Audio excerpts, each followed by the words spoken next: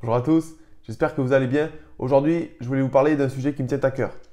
Mais avant toute chose, je voudrais dire qu'ici, il ne s'agit uniquement que de mon opinion personnelle, que j'ai pu apprendre et développer au cours des dernières années, ainsi que des apprentissages et des rencontres que j'ai pu effectuer. Au cours des dernières années, j'ai pu rencontrer et échanger avec de nombreuses personnes qui étaient dans le même cas que moi, c'est-à-dire stressées et angoissées. Malheureusement, beaucoup ne comprennent pas pourquoi elles sont stressées et angoissées et ne parviennent pas à sortir de cette spirale négative. Après 10 ans à vivre dans cette anxiété et ces peurs irrationnelles, j'ai enfin pu comprendre le message caché derrière les angoisses et surtout à comprendre l'utilité qu'elles avaient dans notre vie. Et aujourd'hui, je réussis à m'en servir à bon escient. Souvent, nous avons l'impression que l'anxiété, l'angoisse survient comme ça, du jour au lendemain. Mais en réalité, j'ai pu identifier deux cas de figure. Premièrement, l'anxiété et les angoisses ont été déclenchées suite à un événement traumatique. Et c'est cet événement traumatique qui génère les angoisses et l'anxiété. Ce cas de figure-ci est le plus facile à traiter. Vous avez déjà l'avantage d'avoir identifié d'où proviennent votre stress et votre anxiété. Il ne faudra plus que travailler sur la compréhension de cet événement et pourquoi il a déclenché ces angoisses et ces peurs.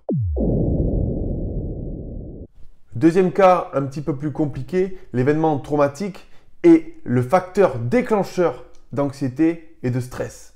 Mais il n'est pas la raison profonde de pourquoi vous êtes stressé ou angoissé. Il faudra alors faire un travail en profondeur, aller chercher dans votre passé et souvent c'est un travail extrêmement long et plus difficile que dans le premier cas. Dans ce cas-ci, en plus de revenir travailler dans votre passé, il s'agira aussi de travailler et de changer les croyances qui sont souvent ancrées depuis des années. Et il arrive aussi que dans ce deuxième cas de figure, certaines personnes soient résignées à vivre ainsi, car ça fait déjà plusieurs années qu'elles essaient de trouver la raison de tous leurs maux et de toutes leurs angoisses, mais qu'elles n'y parviennent pas. Maintenant que nous avons identifié les deux cas de figure, il s'agit de savoir où nous nous plaçons, parce que les méthodes qui vont en découler derrière varieront. Attention cependant, peu importe le cas de figure dans lequel vous vous trouvez, les symptômes psychologiques et physiques qui découlent des angoisses peuvent varier d'une personne à une autre. La plupart du temps, lorsque nous subissons notre première crise d'angoisse ou notre premier état anxieux, le premier réflexe, et malheureusement c'est très humain, c'est d'avoir peur. Mais cette peur va alimenter notre état anxieux. Par la suite, ce premier moment d'anxiété, ce premier moment de stress intense aura impacté et sera enregistré par notre esprit, par notre cerveau. Cela déclenchera en nous la crainte de revivre de tels moments et c'est bien souvent comme cela que nous nous créons nous-mêmes et que nous nous déclenchons nous-mêmes nos propres moments d'anxiété et nos propres angoisses. Cela va nous créer ensuite des peurs totalement démesurées en fonction d'événements ou de situations précises et nous ne serons plus en mesure de comprendre ce qui se passe et nous aurons totalement perdu le contrôle. Et souvent, notre premier réflexe est de croire que nous sommes malades, que nous avons besoin de nous réfugier auprès d'anxiolytiques ou d'antidépresseurs. Et c'est ici malheureusement que nous commettons une erreur. Mais nous ne sommes pas à blâmer. Nous avons simplement perdu la capacité de comprendre les messages que veut nous envoyer notre corps. Un jour, alors que j'avais décidé de prendre ces antidépresseurs, on m'a posé une question. Et honnêtement, elle m'impacte encore aujourd'hui. Pensez-vous, en connaissant la complexité et la beauté du corps et du cerveau humain, que celui-ci puisse créer quelque chose qui nous soit totalement inutile et totalement dénué de sens? Méditez là-dessus. Je veux dire par là que la plupart de nos moments anxieux, la plupart de nos moments stressants, c'est nous-mêmes qui nous les déclenchons. Et pensez-vous que tout cela est totalement dénué de sens? Dans mon cas personnel, j'ai mis 8 ans à comprendre que ces moments anxieux, que ces angoisses étaient là pour me dire quelque chose et qu'elles étaient bienveillantes à mon égard. Et en réalité, tout cela semble assez logique quand on y réfléchit. Si nous nous posons réellement la question de quels moyens dispose notre corps et notre esprit pour nous aider, pour nous guider ou pour nous transmettre des messages. Comme je l'ai dit dans une précédente vidéo, le stress est naturel. Il est bénéfique à l'homme car ça lui sert à s'adapter à de toutes nouvelles situations et à tout nouvel environnement. Pensez par exemple aux hommes préhistoriques qui à leur époque devaient être extrêmement heureux d'avoir ce stress aiguisé qui leur permettait de rester à l'affût de potentiels dangers. L'angoisse, je vous l'accorde, c'est le stress poussé à son paroxysme. Mais il n'en reste pas moins un signal d'alerte. Il y a un message caché derrière. Il faut comprendre aussi que d'une personne à une autre, les messages cachés derrière les signes anxieux seront différents.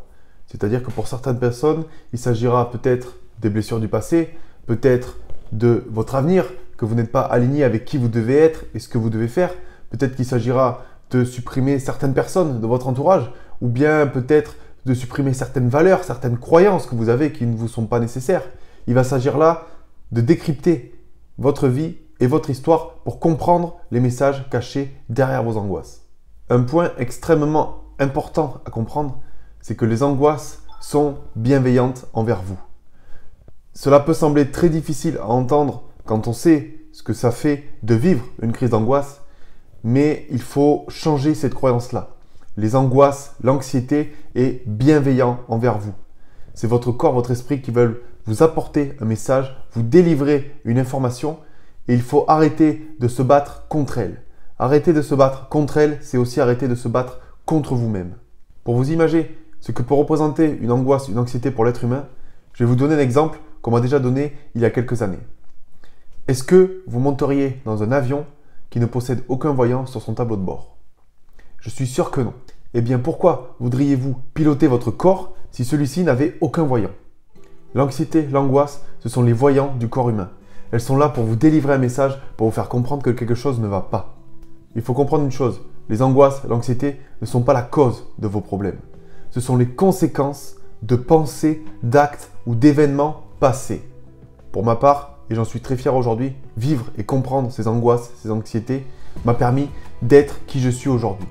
Elle m'a permis de vivre une vie en accord avec qui je suis réellement, en accord avec mes valeurs profondes. Elles me permettent de vivre une vie épanouie sur le plan personnel comme professionnel et de vivre une vie qui m'est réellement destinée et non une vie qu'on aurait destinée pour moi. Elles m'ont également permis de m'élever spirituellement, de mûrir, de comprendre des problématiques de mon passé, même certaines dont je n'avais pas conscience. Aujourd'hui, je ne souffre plus d'anxiété. Au contraire, elles sont mes guides. Lorsqu'une angoisse survient, j'ai la capacité de la comprendre, de la gérer et de mettre en application ce qu'elles veulent me dire. Apprenez à vous écouter. Cessez de vous battre contre vous-même. C'est un combat perdu d'avance. Votre corps, votre cerveau sont des outils tellement puissants que vous pouvez faire tout ce que vous voulez, il parviendra quand même à vous envoyer et à vous délivrer le message qu'il veut vous délivrer. Les substituts tels que les médicaments ou encore l'alcool ne sont que des solutions court terme. À long terme, si vous souhaitez éradiquer ces anxiétés, ne plus en avoir dans votre vie, il s'agira de travailler en accord avec vous-même et de comprendre le message qu'elles veulent vous délivrer. Pour conclure, je voudrais dire que je ne suis pas un cas isolé. Chaque personne est différente, chaque personne a une histoire et un vécu différent, mais ces mécanismes peuvent s'adapter à tout le monde. Comme je le dis toujours, vous n'êtes pas malade, vous n'êtes pas fou et encore moins un cas désespéré. Vous avez juste perdu la capacité de comprendre les messages de votre corps et de les interpréter. Mais surtout, ne baissez pas les bras, continuez d'avancer et continuez d'apprendre. Et voilà, nous arrivons au terme de cette vidéo, j'espère qu'elle vous aura plu, j'espère que vous aurez pu apprendre des choses, comprendre des choses. Et en attendant, n'hésitez pas à liker, à commenter cette vidéo, je me ferai toujours un plaisir de vous répondre. En attendant, prenez soin de vous, au revoir.